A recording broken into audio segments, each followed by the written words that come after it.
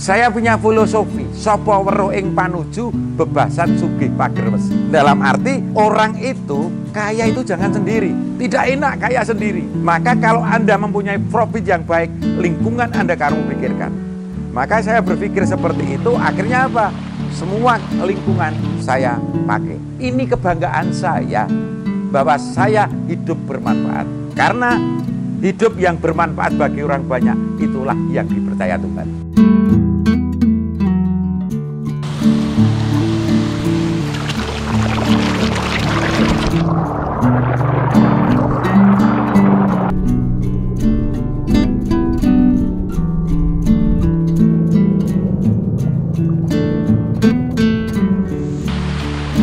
Assalamualaikum warahmatullahi wabarakatuh. Perkenalkan, nama saya Bagong Margono, lebih suka dipanggil Pak Mbah Bagong. Alamat saya Pusur Karanglo, Wolanharjo. Umur saya 65 tahun. Saya di sini sebagai owner. Saya yang membuat sungai yang kotor jadi seperti ini. Sejak kecil saya sudah dididik oleh orang tua saya, kamu harus mencintai alam. Jangan merusak alam.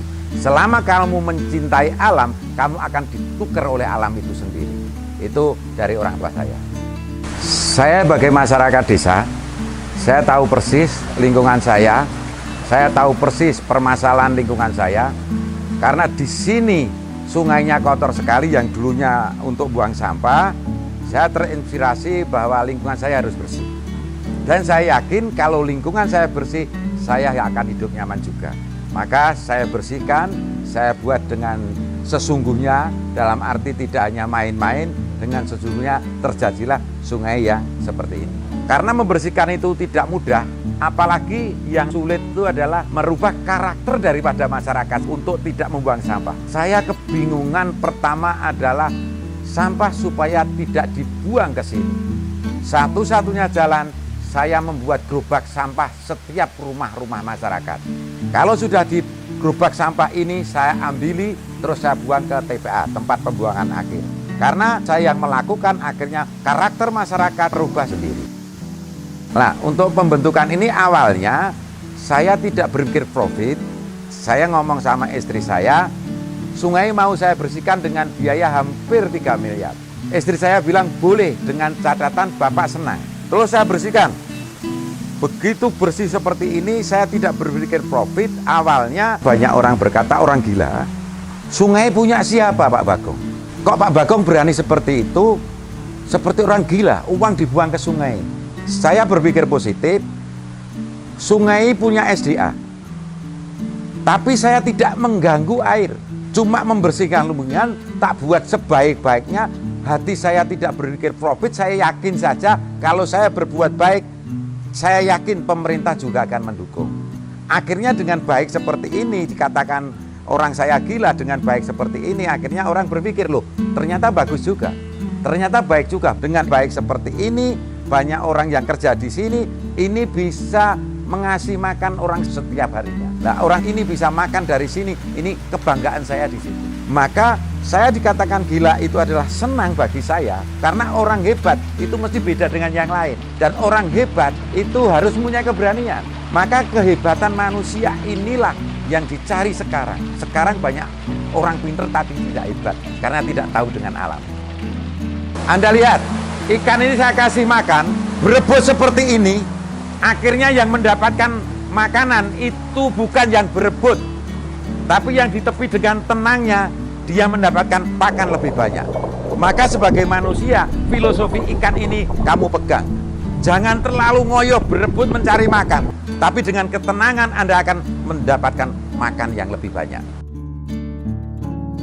Banyak orang yang bertanya, Pak Bagong ini punya umum, kok aman juga, tidak ada yang racun pada hari di sungai, tidak ada yang ganggu. Saya punya filosofi, sapa weruh ing panuju bebasan sugih pager wesi. Dalam arti orang itu kaya itu jangan sendiri, tidak enak kaya sendiri. Maka kalau Anda mempunyai profit yang baik, lingkungan Anda kamu pikirkan. Maka saya berpikir seperti itu, akhirnya apa? Semua lingkungan saya pakai. Parkir punya pemuda, tiket masuk punya desa, dan semuanya punya mereka. Saya mengelola rumah makan yang sekarang tenaganya sudah mencapai 20 orang. Untuk sungainya dikelola oleh 5 orang, berarti 25 orang. Terus saya hitung, istrinya satu-satu ada berapa? Berarti ada 50 orang, anak-anak dua-dua, berarti berapa ratus orang.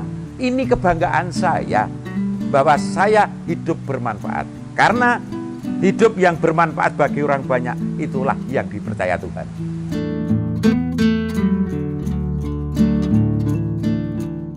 Kenapa saya buat ikan? Karena di tempat saya ini banyak air. Maka saya kasih ikan yang akhirnya produksi ikan ini juga luar biasa. Saya mempunyai ikan ini yang khusus, ikan yang atas ini adalah ikan untuk wisata. Ini ikan koi dan ikan emas.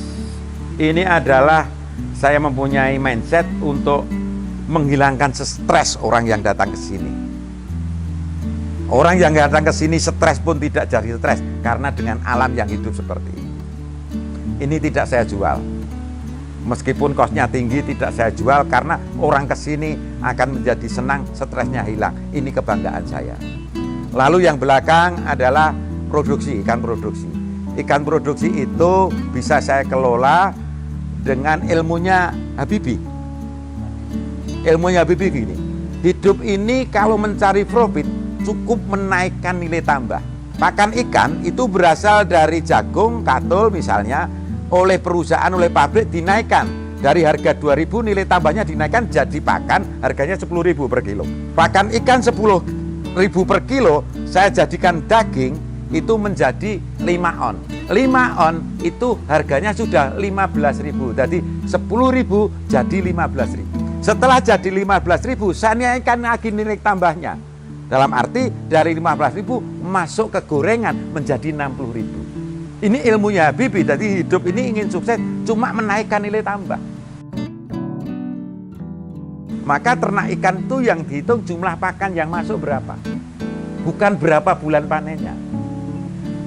Kalau pakan ikannya ini sudah masuk misalnya 1 ton ikan, 1 saknya 30 kilo. Rendemennya berapa? Ini 1 sak ini 30 kilo, itu bisa jadi daging 20 kilo.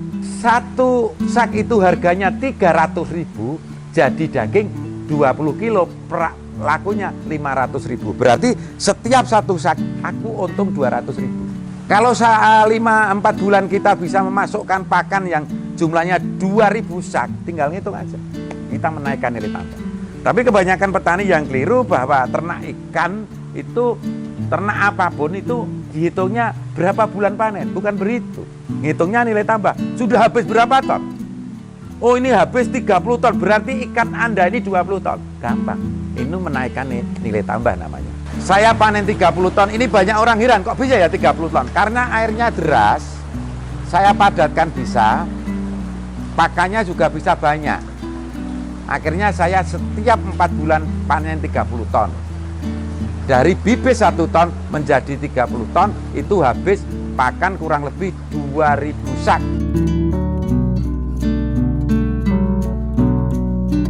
Saya membuat fungsi bendungan itu adalah pelimpahan air.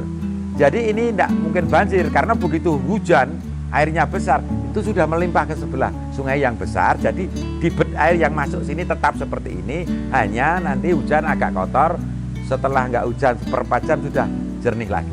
Cuma bendungan itu untuk pelimpahan, menata air, debit air yang ke sini biar tetap saja.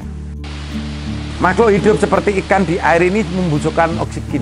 Kalau kepadatan tinggi, oksigennya kurang, mereka juga nggak bisa nyaman hidup. Jadi ini saya kasih kincir, tujuannya adalah menambah oksigen supaya oksigennya lebih banyak, ikannya lebih tenang. Kalau ikannya tenang, makannya banyak, gemuknya juga jelas seperti orang. Kalau tadi bilang tenang, yakin, nggak masalah, enjoy, rezekinya lebih bagus daripada yang tidak. Awalnya mau saya kasih nama Lepen Kencono. Lepen itu sungai, Kencono itu emas. Tapi belum sempat saya kasih nama, banyak anak-anak yang mandi. Tiap sore tak tanya, mau kemana dek? Mau mandi mana? Watergong. Mana itu? Waterbungnya Mbah Bagong. Jadi ini namanya Watergong, ini yang ngasih nama anak-anak, katanya waterbungnya Mbah Bagong. Pesan saya kepada anak muda, hei anak muda, Yang namanya harkat dan martabat seseorang itu jangan ditentukan oleh status.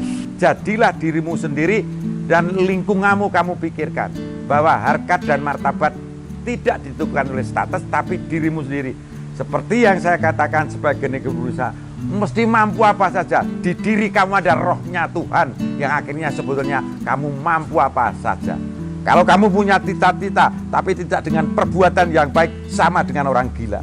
Cita-cita harus dengan perbuatan yang baik. Jadikanlah lingkunganmu sendiri dan jadilah manfaat di tempat kelahirannya sendiri. Itu orang sukses.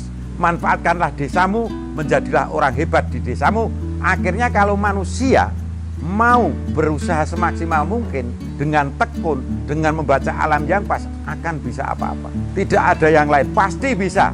Ini perlu diingat, setiap manusia mempunyai kemampuan luar biasa, tapi jangan menunggu punya masalah. Hidup itu mendapatkan senang, sungai mendapatkan senang, akan mendapatkan profit. Kalau kita berpikir profit, tidak akan mendapatkan uang. Ini filosofi saya.